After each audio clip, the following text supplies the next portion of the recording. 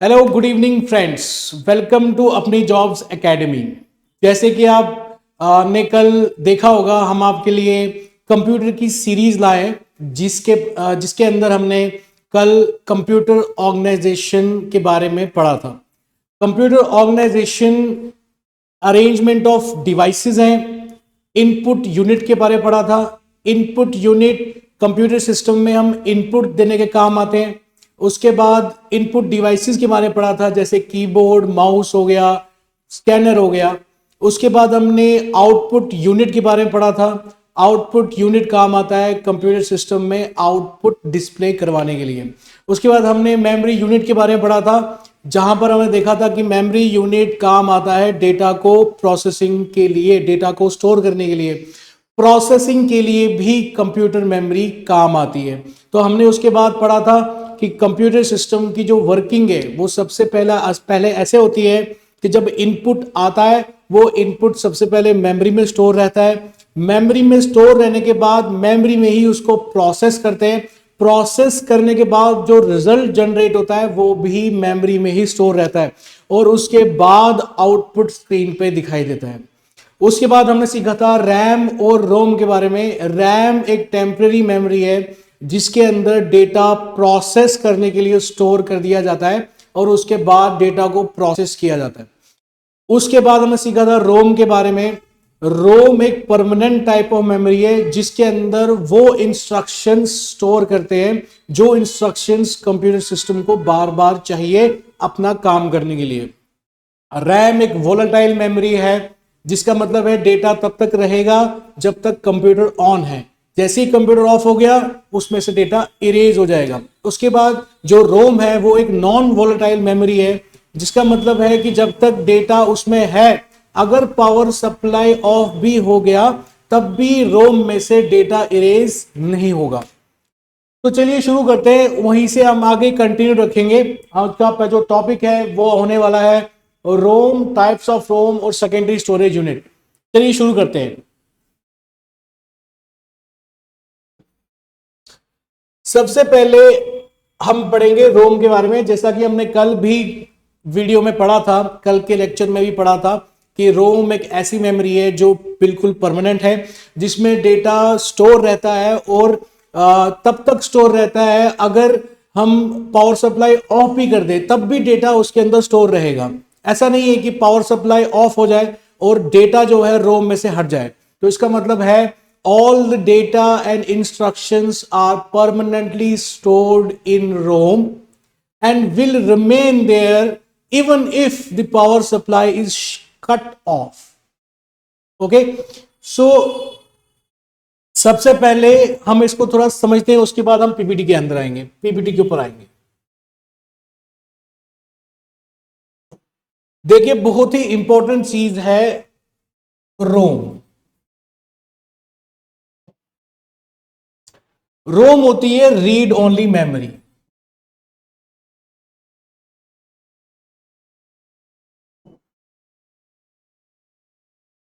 Memory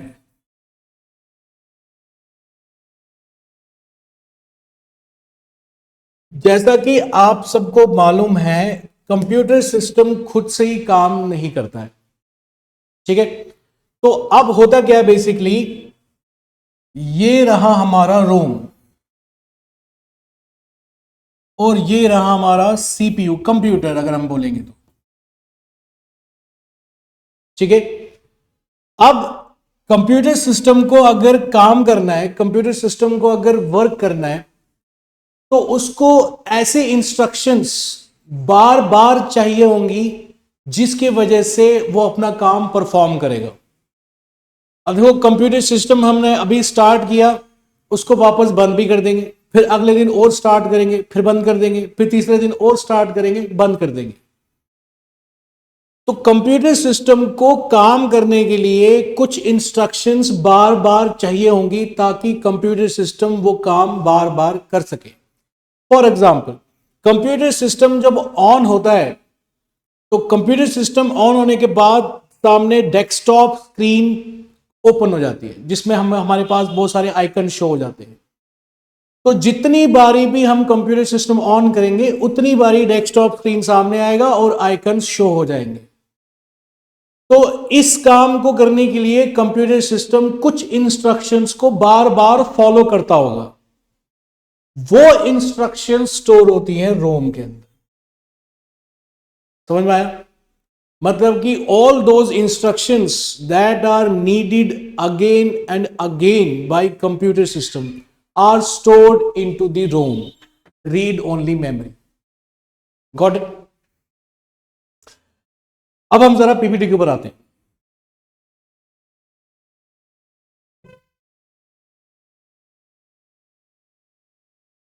सबसे पहला point, it is non volatile. Computer system में जो रोम है वो नॉन वॉलेटाइल है। कहने का मतलब है जब भी डेटा रोम में स्टोर होगा वो परमानेंट स्टोर रहेगा। अगर पावर सप्लाई ऑफ भी हो गई तो डेटा जो स्टोर है रोम के अंदर वो इरेज नहीं होगा। इसीलिए कंप्यूटर सिस्टम की सबसे इंपॉर्टेंट इंस्ट्रक्शंस जो कंप्यूटर सिस्टम को बार बार चाहिए रोम में स्टोर रहती। ROM can not be modified easily and is mainly used for firmware. Firmware ये बहुत इंपॉर्टेंट चीज है। फ्रीमवेयर यहां पे इसका मतलब है कि रोम जो है, रोम को हम इजिली मॉडिफाई, उसको एडिट नहीं कर सकते हैं। कहने का मतलब है हम रोम में चीजों को स्टोर नहीं कर सकते हैं। एक बारी चीजें रोम में स्टोर हो गई, एक बारी इंस्ट्रक्शन रोम में स्टोर हो गई, उसको हम दोबारा मॉडिफाई नहीं कर सकते हैं। अब यहां पर एक वर्ड आता है फ्रीमवेयर। फ्रीमवेयर क्या होता है पहले जरा इसको हम देखते हैं। मैं जिन इंस्ट्रक्शंस की बात कर रहा था जो कंप्यूटर सिस्टम को बार बार चाहिए होती है अपना काम परफॉर्म करने के लिए, उन्हीं इंस्ट्रक्शंस को हम कंबाइन वे में बोलते हैं फ्रीमवेयर।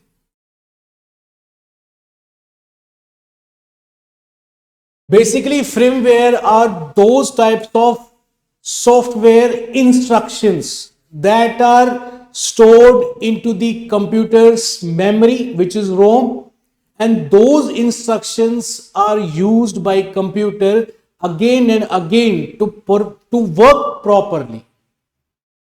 समझ में आया? एक फ्रीमवेयर के ऊपर अलग से मैं बताऊंगा कभी किसी वीडियो में, किसी लेक्चर में। फिलहाल आप सिर्फ इतना याद रखिए, फ्रीमवेयर का मतलब होता है ऐसे इंस्ट्रक्शंस जो कंप्यूटर सिस्टम में परमानेंटली स्टोर कर दिए जाते हैं और जिनका यूज कंप्यूटर सिस्टम बार बार करता है अपने अंदर इंटरनल ऑपरेशंस को परफॉर्म करने के लिए। ठीक है? ओके, अब चलते हैं इस पे। तो यहां पर इस पॉइंट का मतलब समझ में आ गया आपको। ROM can not be modified and easily and is mainly used to store firmware। firmware का मतलब है ऐसे इंस्ट्रक्शंस जो कंप्यूटर सिस्टम को बार बार चाहिए। ठीक है? Fourth point, okay. अब यहां पे कुछ पॉइंट्स हैं, कुछ रोम की टाइप्स हैं। जरा पहले उन टाइप्स को समझ लेते हैं, उसके बाद पीपीटी के ऊपर वापस आएंगे।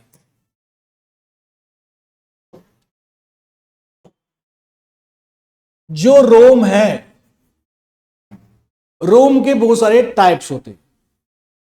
एक प्रोम, दूसरा ईप्रोम,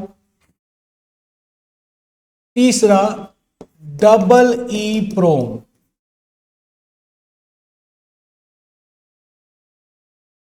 इनकी full forms, programmable read only memory,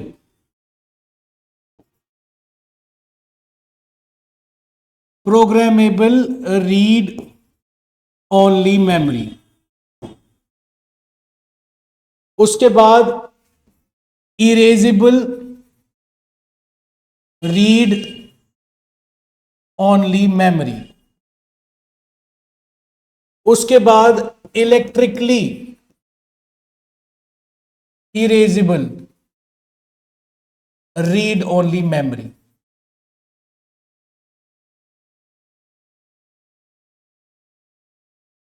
ठीक है? अब सबसे पहले हम बात करेंगे प्रोम की। प्रोम क्या चीज होती है? Programmable read only memory. जरा इसको समझते हैं, बड़े ध्यान से समझते हैं। पहले तो हम एक्सप्लेन करेंगे प्रोम, प्रोग्रामेबल रीड ओनली मेमोरी। देखिए मैं जिसके बारे में बात कर रहा था, कंप्यूटर सिस्टम में इंस्ट्रक्शंस फीड होती हैं जिनका यूज कंप्यूटर सिस्टम बार बार करता है। ठीक है, कौन सी ऐसी इंस्ट्रक्शंस हैं जो प्रोम चिप में स्टोर रहती हैं? सबसे इंपॉर्टेंट सवाल है, सबसे इंपॉर्टेंट पॉइंट है।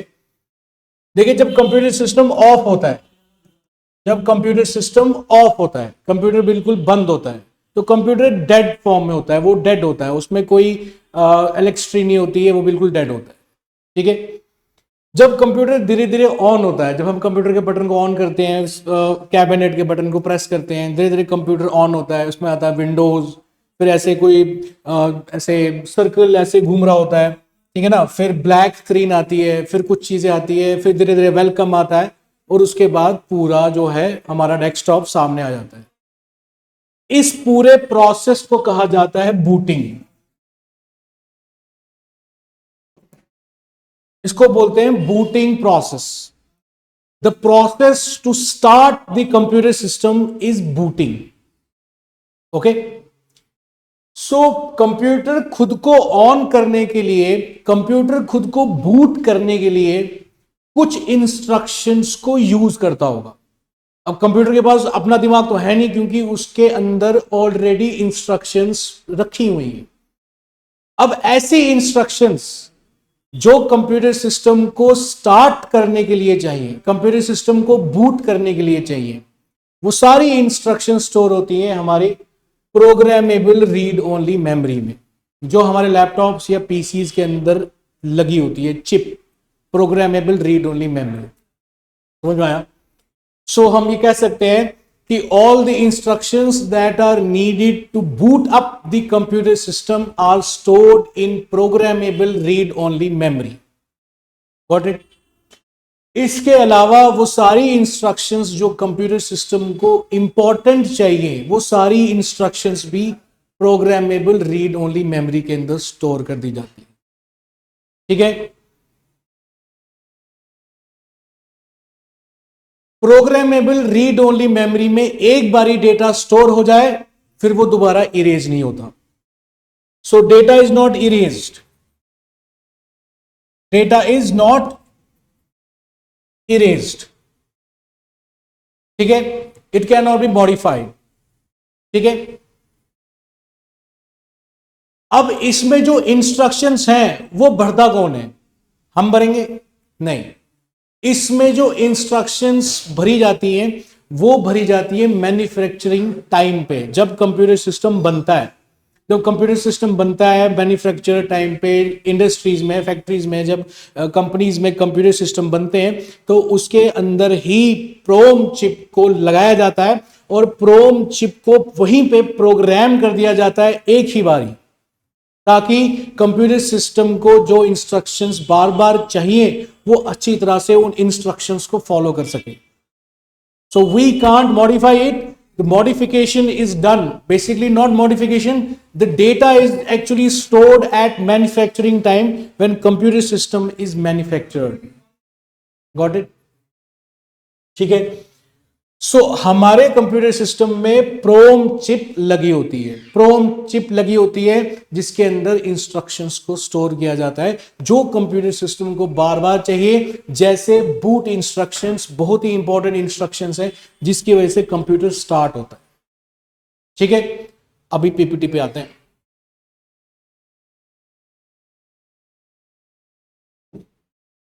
तो यहां पे लिखा हुआ है PROM can be rewritten only once and is used in hardware programming. देखिए यह कह रहा है प्रोम जो चिप है वो एक ही बारी उसमें हम लिख सकते हैं, मतलब एक ही बारी उसमें इंस्ट्रक्शंस को स्टोर कर सकते हैं। और ये किस काम आता है? Hardware programming. जैसे मैंने कहा था हार्डवेयर है, माउस है, मदरबोर्ड है, रैम है, उसके ऊपर बायोस है, बहुत सारी ऐसे हार्डवेयर डिवाइसेस लगी हुई हैं उन हार्डवेयर डिवाइसेस की जो प्रोग्रामिंग है वो हम प्रोम चिप में स्टोर रखते हैं, क्योंकि ऑब्वियस सी बात है कंप्यूटर सिस्टम को हार्डवेयर को चलाने के लिए, रन करने के लिए वो हार्डवेयर की इंस्ट्रक्शंस चाहिए होंगी। वो हार्डवेयर की इंस्ट्रक्शंस जो है प्रोम चिप में रखी जाती है, that is programmable read only memory. ठीक है, ओके। अब आते हैं ई प्रोम के बारे में। ई प्रोम के बारे में जो हम देखेंगे, सबसे पहले इसको पढ़ेंगे, सबसे पहले समझेंगे, फिर देखेंगे इसमें क्या लिखा है।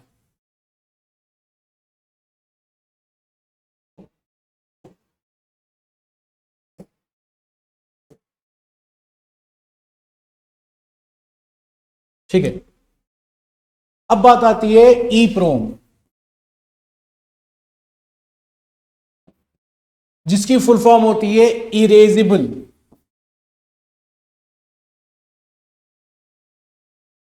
Programmable read only memory.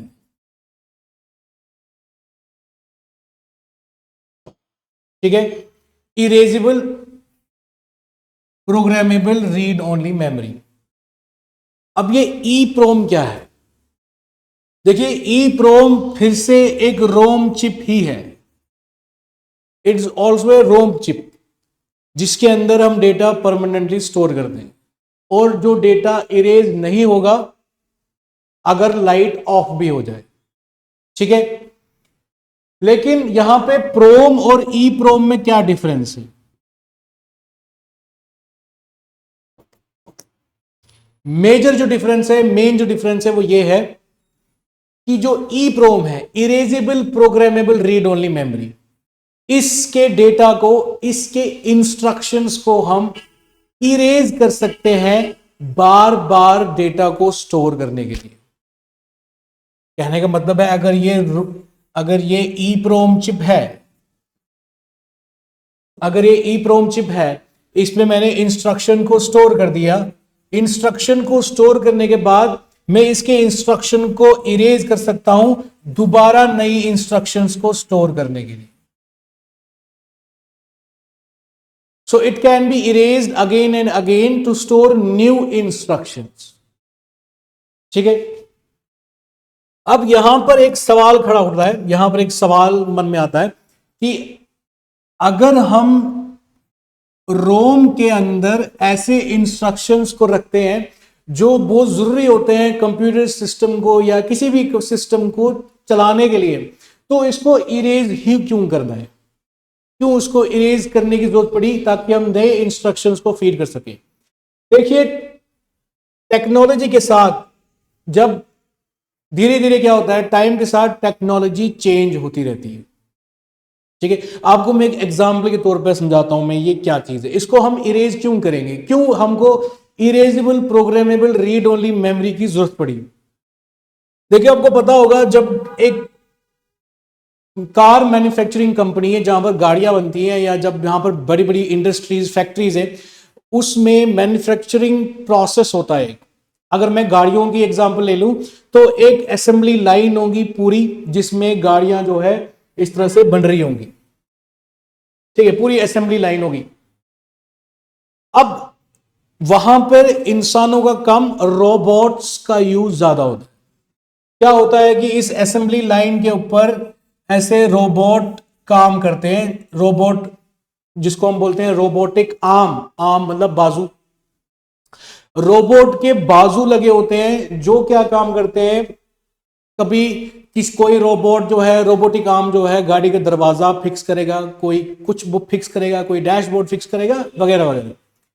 हम मान के चलते हैं ये एक रोबोटिक आर्म है जिसका काम है दरवाजा उठा के फिक्स करना और साथ में उसको बोल्ट से कस देना।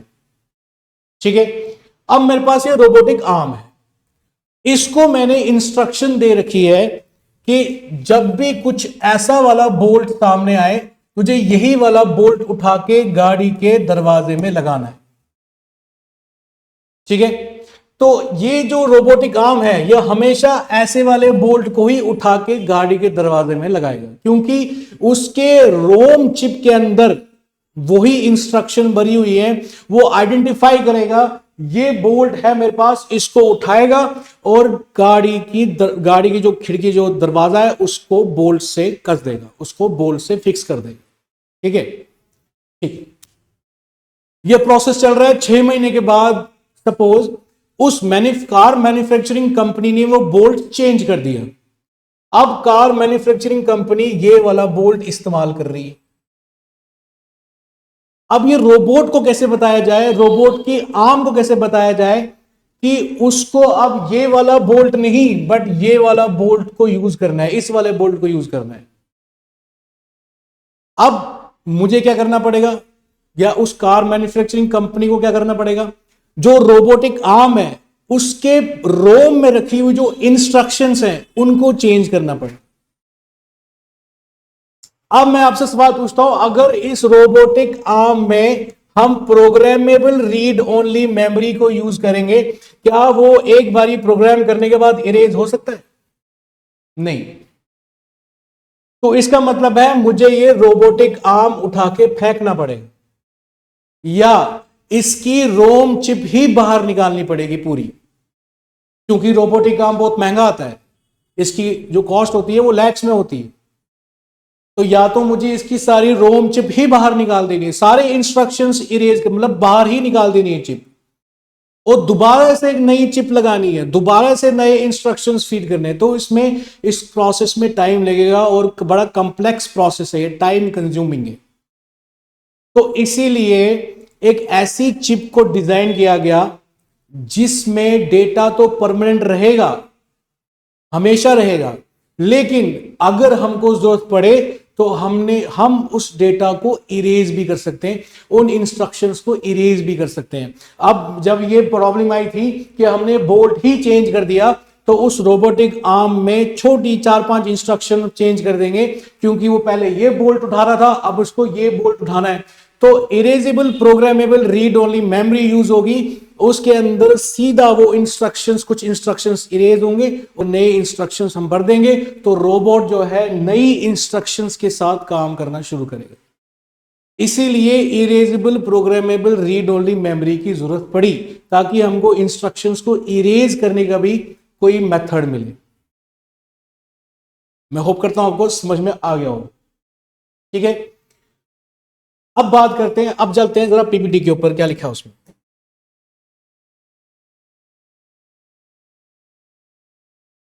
उसके इसमें लिखा हुआ है ई प्रोम कैन बी इरेज्ड। अब यहां पर बहुत इंपॉर्टेंट चीज है, ई प्रोम can be erased using ultraviolet light, ultraviolet radiations. जो erasable programmable read only memory है, इस चिप को अल्ट्रा वायलेट रेडिएशंस के थ्रू हमको इरेज करना पड़ता था। तो इसीलिए ई प्रोम चिप ज्यादा देर तक यूज नहीं हुई। इसका रीजन ही यही है, क्योंकि अल्ट्रा वायलेट रेडिएशन का यूज है। तो जो भी पर्सन, जो भी ऐसे एम्प्लॉयज जो इस ई प्रोम चिप के साथ डील करते थे, उनको स्किन कैंसर या बाकी जो हेल्थ प्रॉब्लम्स, इश्यूज आने लगे। ठीक है, तो यहां पर लिखा हुआ है reprogrammed multiple times, we can reprogram it multiple times. जैसे मैंने कहा, we can erase the data and store the instruction, store the data again and again by erasing it with ultraviolet radiations. So that is why it is not used frequently. Okay, आगे चलते हैं।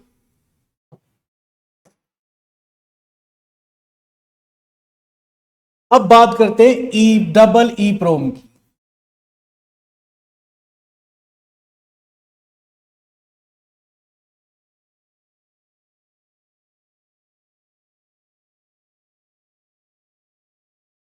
Double E प्रोम की full form होती है electrically erasable read only memory.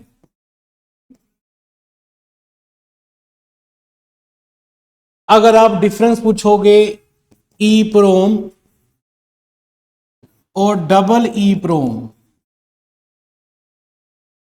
तो एक ही difference है, बाकी तो वर्किंग पूरी सेम है। इसमें भी हम इंस्ट्रक्शंस को इरेज कर सकते हैं बार बार, again and again, to store new instructions.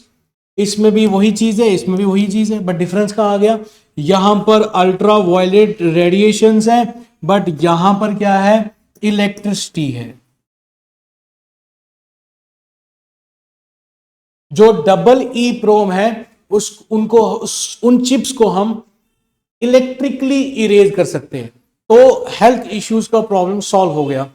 जब डबल ई प्रोम चिप्स डिजाइन हुए, तो डबल ई प्रोम चिप्स को ऐसे डिजाइन किया गया ताकि हम उसको इलेक्ट्रिकली स्टोर किया जाए, सॉरी इलेक्ट्रिकली इरेज कर दिया जाए।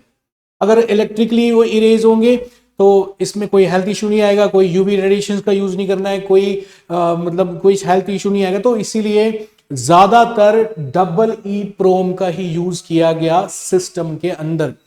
और डबल ई प्रोम या ई प्रोम की अगर मैं बात करूं तो ये कंप्यूटर सिस्टम्स में बिल्कुल यूज नहीं होते हैं। कंप्यूटर सिस्टम लैपटॉप में प्रोम चिप्स यूज होते हैं, प्रोग्रामेबल रीड ओनली मेमोरी, जिसको एक ही बार प्रोग्राम किया जाएगा, दोबारा उसमें मॉडिफाई नहीं कर सकते हैं। बाकी जो रोबोट्स हैं या ऐसे सिस्टम्स हैं जिनमें अपडेट करना पड़ता है टाइम के साथ, उन सिस्टम्स या उन मशीन्स के अंदर डबल ई प्रोम यूज किया जाता है, क्योंकि ये इलेक्ट्रिकली इरेजेबल होता है। बाकी जो ई प्रोम होता है उसमें यूवी रेडिएशंस की वजह से जो है उसका यूज कम करने लगा, उसका यूज बिल्कुल बंद हो गया। आई होप आपको समझ में आ गया हो।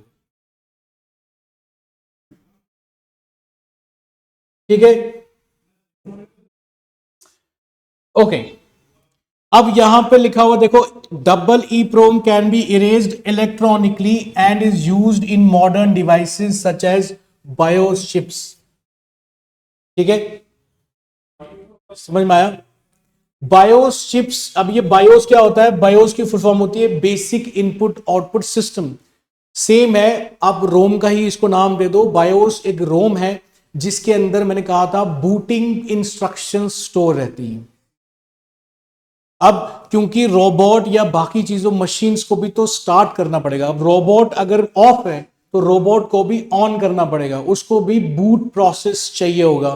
तो ऐसे रोबोट्स के अंदर जो है उनमें भी बायोस चिप्स लगी होती हैं, उनमें भी रोम लगी होती है, उसमें भी जो है इंस्ट्रक्शन स्टोर रहती हैं जिनसे वो स्टार्ट होते हैं, जैसे हमारे कंप्यूटर सिस्टम में स्टार्ट होते हैं।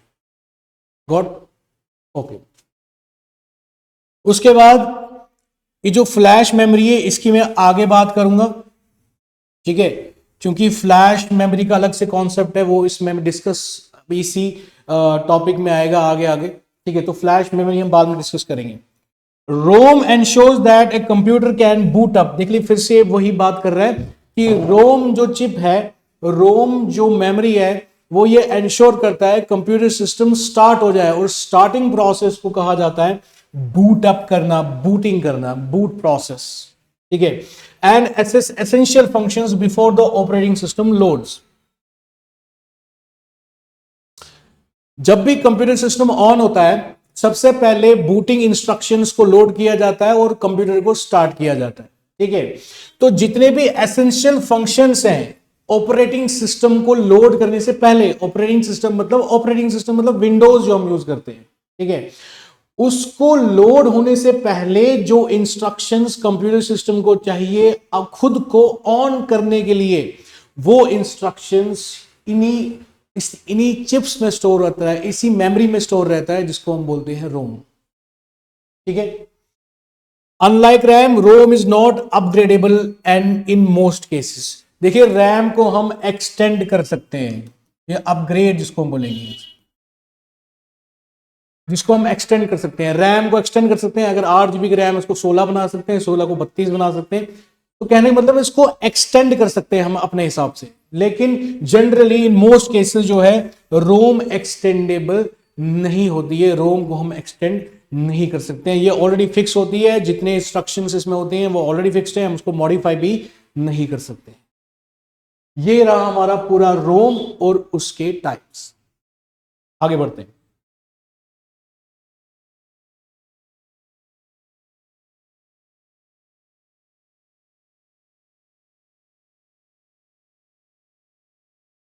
देखिए हमारे पास यहां पर टॉपिक आ गया। अभी तक हमने एक डायग्राम बनाते हैं। सबसे पहले तो एक डायग्राम बनाते हैं जिससे हमको पता चलेगा हमने क्या क्या चीजें पढ़ी। देखिए हमने सबसे पहले तो इनपुट यूनिट पढ़ा, आउटपुट यूनिट पढ़ा, कंट्रोल यूनिट पढ़ा, अर्थमेटिक एंड लॉजिकल यूनिट पढ़ा जिसके अंदर मैथमेटिकल कैलकुलेशंस होती हैं, और हमने मेमोरी यूनिट पढ़ा। मेमोरी यूनिट के अंदर हमने काफी सारे टाइप्स, काफी सारी चीजें एक्सप्लेन की। क्या क्या एक्सप्लेन की? सबसे पहले हमने मेमोरी के अंदर दो टाइप्स एक्सप्लेन की। मेमोरी के अंदर दो टाइप्स, एक प्राइमरी और एक सेकेंडरी।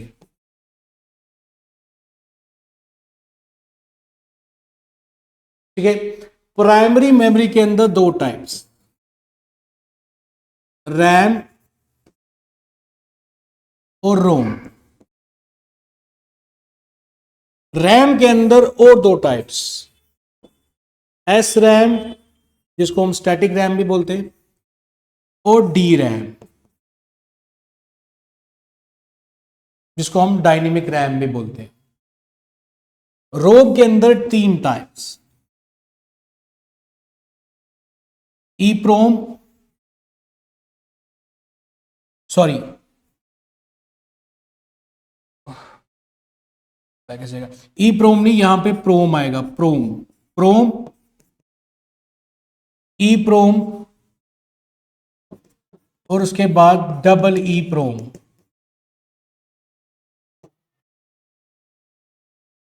सेकेंडरी स्टोरेज को हम एक्सप्लेन करेंगे। अगर आपने ये डायग्राम कॉपी पे बनाओगे, अगर ये डायग्राम, तो बहुत अच्छा होगा, क्योंकि ये डायग्राम जो है समझने में हेल्प करता है कि क्या क्या मेमोरी की क्या प्रोसेस है, क्या टाइप्स हैं, और किस मेमोरी के कौन कौन से टाइप्स जो है अवेलेबल है। इस तरह से आई होप आपने ये नोट कर लिया होगा। अब जरा हम आगे चलते हैं।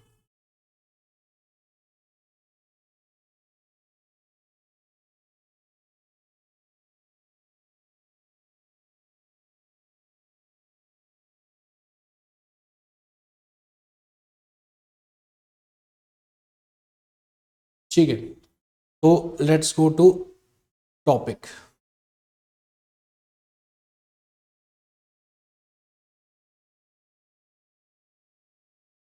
सेकेंडरी स्टोरेज डिवाइस, आज हम सिर्फ इतना ही एक्सप्लेन करेंगे। आज हम इतना ही पढ़ेंगे कि सेकेंडरी स्टोरेज क्या होती है। देखिए इसको थोड़ा सा मैं एक्सप्लेन करता हूं। पहले हम इसको एक्सप्लेन करते हैं, फिर देखते हैं इसमें क्या लिखा है।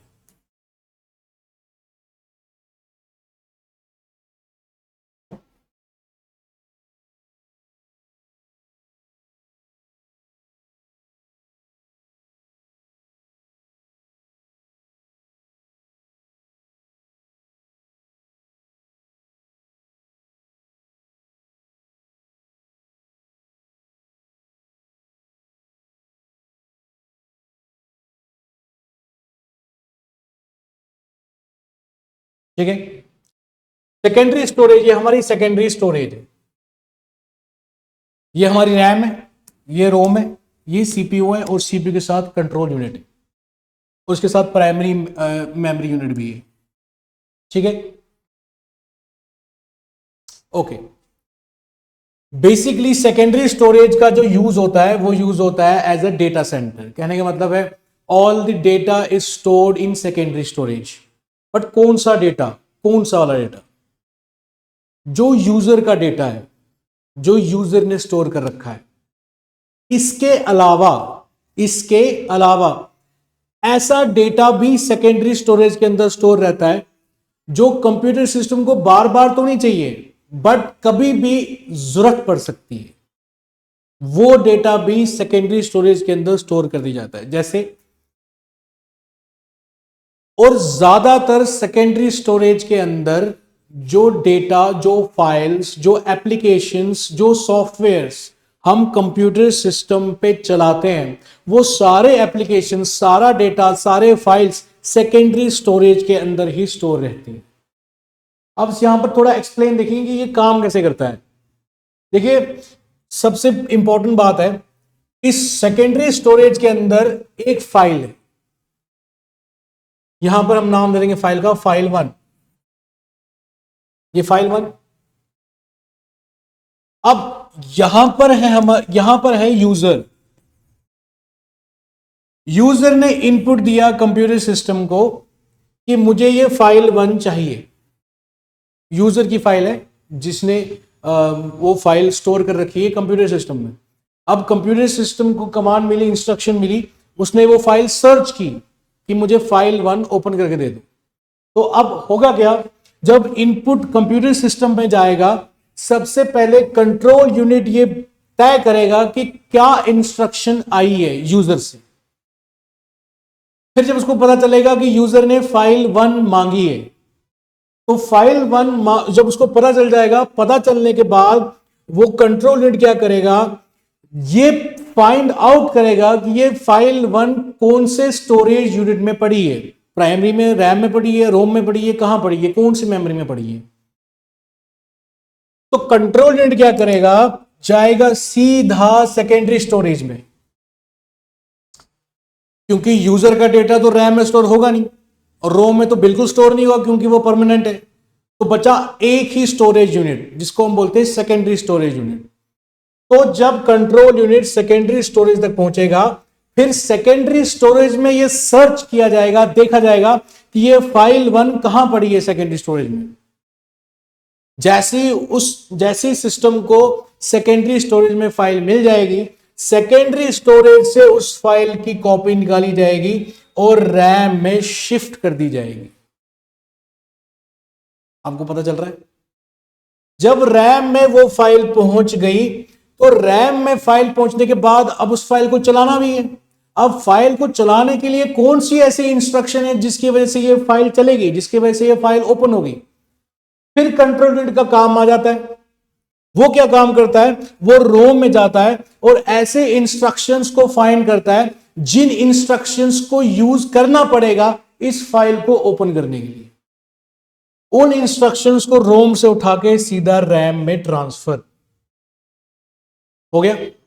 फिर आता है हमारा CPU, that is central processing unit. Central processing unit आता है, वो चेक करता है, वो सारे इंस्ट्रक्शंस उसको मिलती हैं, उन इंस्ट्रक्शंस को फॉलो करके वो इस फाइल को ओपन कर देगा। किसके लिए? यूजर के लिए। तो कहने का मतलब है कि जो डेटा इंस्ट्रक्शंस चाहिए थी वो रोम में स्टोर थी, जो यूजर की डेटा, जो यूजर का डेटा था, जो फाइल्स, जो सॉफ्टवेयर, जो भी डेटा था वो सेकेंडरी स्टोरेज में था, लेकिन वो सेकेंडरी स्टोरेज से उसको ट्रांसफर किया गया मेन मेमोरी के अंदर, दैट इज रैम, और रैम के अंदर उस फाइल को चलाया गया इंस्ट्रक्शंस को फॉलो करके। तो अब आपको समझ में आ गया होगा कि ये सेकेंडरी स्टोरेज को हम सेकेंडरी स्टोरेज क्यों बोलते हैं, क्योंकि ये एक्ट करता है एज अ डेटा सेंटर, जहां से कंप्यूटर सिस्टम को जब भी डेटा चाहिए, अगर वो उसकी मेन मेमोरी में नहीं है तो वो जरूर सेकेंडरी स्टोरेज में पड़ी होगी। वो सेकेंडरी स्टोरेज से डेटा उठाएगा, उसकी कॉपी बनाएगा और रैम में स्टोर कर देगा और उन इंस्ट्रक्शन, उस डेटा को यूज करके अपना काम परफॉर्म करेगा। समझ में आया आपको? इसमें एक और चीज बहुत इंपॉर्टेंट है, एक और चीज बहुत इंपॉर्टेंट है। देखिए ये सेकेंडरी स्टोरेज है,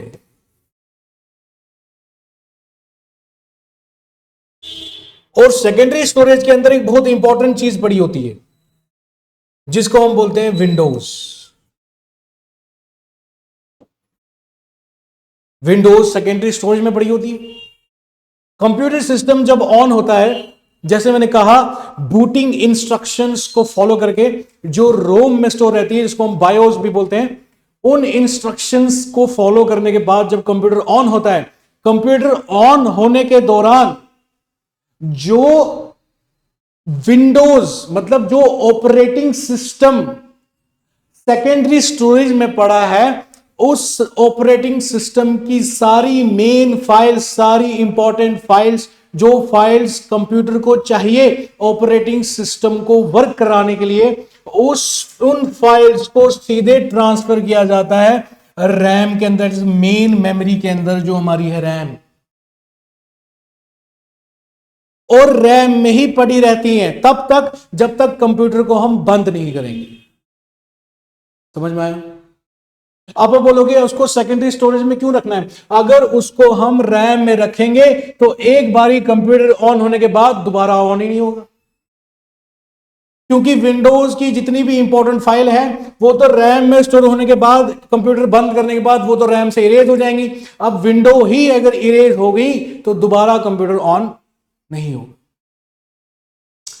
इसीलिए विंडोज को सेकेंडरी स्टोरेज में ही रखा जाता है, ताकि हम नहीं, ताकि कंप्यूटर सिस्टम जब उसको नीड हो, जब भी उसको स्टार्ट करना है, वो कंप्यूटर सिस्टम जो है विंडोज की फाइल्स को सेकेंडरी स्टोरेज से निकालता है, अपनी मेन मेमोरी में शिफ्ट करता है, फिर धीरे धीरे उन फाइल्स को, उन इंस्ट्रक्शंस को एग्जीक्यूट करता है और धीरे धीरे हमारा कंप्यूटर सिस्टम ऑन हो जाता है। और जब तक हम कंप्यूटर सिस्टम ऑन रखेंगे, जब तक हम कंप्यूटर सिस्टम को यूज करेंगे, तब तक विंडोज की फाइल्स मेन मेमोरी में ही रहेंगी। जैसे ही कंप्यूटर सिस्टम को मैंने शट डाउन किया, शट डाउन करने के दौरान रैम में रखी हुई फाइल्स इरेज हो जाती हैं। अब एक और सवाल यहां पे आया, अगर रैम में रखी हुई फाइल्स इरेज हो जाती हैं तो कंप्यूटर सिस्टम दोबारा से कैसे ऑन होता है? दोबारा से इसलिए ऑन होगा कि सेकेंडरी स्टोरेज से विंडो की जितनी भी फाइल्स आती हैं वो कॉपी होके आती हैं, विंडोज की फाइल्स को कॉपी किया जाता है, वो कॉपी फाइल्स रैम में शिफ्ट होती हैं। ओरिजिनल फाइल्स विंडोज की सेकेंडरी स्टोरेज में ही रहती हैं, उन फाइल्स को कॉपी किया जाता है, डुप्लीकेट कॉपीज बनाई जाती हैं और वो कॉपीज को, उन फाइल्स को, उन डेटा को सीधा रैम में स्टोर कर दिया जाता है। जैसे ही कंप्यूटर शटडाउन हुआ, रैम से वो सारी फाइल्स इरेज हो गई।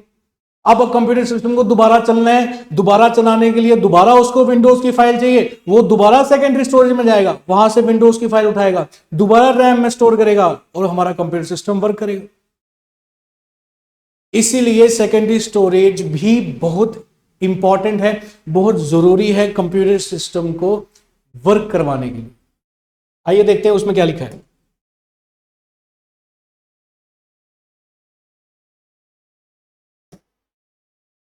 ओके, ये लिखा हुआ secondary storage devices are used for long term data, जो कि बिल्कुल सीधी सी बात है।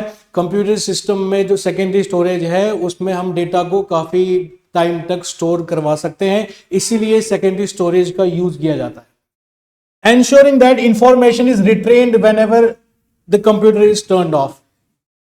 सेकेंडरी स्टोरेज भी परमानेंट है, लेकिन ऐसे परमानेंट नहीं है कि हम बाद में उसको डिलीट ना कर पाए। सेकेंडरी स्टोरेज भी परमानेंट मेमोरी है, but we can modify secondary storage data. हम उसको मॉडिफाई कर सकते हैं, चीजों को डिलीट कर सकते हैं, अपनी फाइल्स को डिलीट कर सकते हैं, वापस ला सकते हैं। मतलब यूजर जो है सेकेंडरी स्टोरेज का डेटा जो है मॉडिफाई कर सकता है। जो यूजर डेटा है वो मॉडिफाई कर सकता है, जो विंडोज का डेटा है, जो कंप्यूटर सिस्टम का डेटा है सेकेंडरी स्टोरेज में, उनको हम मॉडिफाई नहीं कर सकते। अगर हम मॉडिफाई करने की कोशिश करेंगे नहीं होगा, क्योंकि वो फाइल जो है सेकेंडरी स्टोरेज में पड़ी रहती हैं, वो हम उन फाइल्स को एक्सेस नहीं कर सकते। ठीक है। Unlike primary memory RAM, secondary storage is non volatile. जैसे मैंने कहा सेकेंडरी स्टोरेज में डेटा जो है परमानेंट रहता है, नॉन वोलेटाइल मेमोरी है, लेकिन परमानेंट तो डेटा रहता है। अगर हम 10 साल पुराना भी हार्ड डिस्क या 10 साल पुराना भी सेकेंडरी स्टोरेज डिवाइस लाए, उसमें से डेटा वापस निकलेगा। अगर वो चल रहा है, अगर वो वर्किंग कर रहा है तो वहां से निकलेगा। लेकिन ये ऐसा परमानेंट डिवाइस है, ऐसा परमानेंट मेमोरी है जिसमें हम डेटा को खुद मॉडिफाई कर सकते हैं। अब मैंने एक फाइल बनाई है फाइल 1 के नाम से, वो मैं सेकेंडरी स्टोरेज में रख दूंगा, फिर जब चाहे उस फाइल 1 को डिलीट कर दूंगा या नहीं करूंगा, या और फाइल स्टोर कर सकता हूं। ठीक है। Meaning data remains intact unless it is deleted और ओवररिटन। तो यहां पर ये बता रहा है कि डेटा जो है सेकेंडरी स्टोरेज में ही रहता है जब तक हम उसको डिलीट ना करें। तो आज का लेक्चर इतना ही था। यहां पर हमने सीखा रोम के बारे में, सीखा रोम की टाइप्स के बारे में, सीखा ईप्रोम के बारे में, डबल ईप्रोम के बारे में, प्रोम के बारे में सीखा। उसके बाद हमने सीखा सेकेंडरी स्टोरेज डिवाइस क्या होता है, विंडोज की फाइल्स कहां पड़ी होती हैं, कैसे सेकेंडरी स्टोरेज डिवाइस काम करता है। तो ये बहुत ही इंपॉर्टेंट कॉन्सेप्ट्स हैं अगर कंप्यूटर सिस्टम को हम अगर उसकी ऑर्गेनाइजेशन, उसकी वर्किंग को हम समझना चाहिए। सो गुड इवनिंग, कल हम दोबारा मिलेंगे, आगे कंटिन्यू करेंगे इस सीरीज को। धन्यवाद।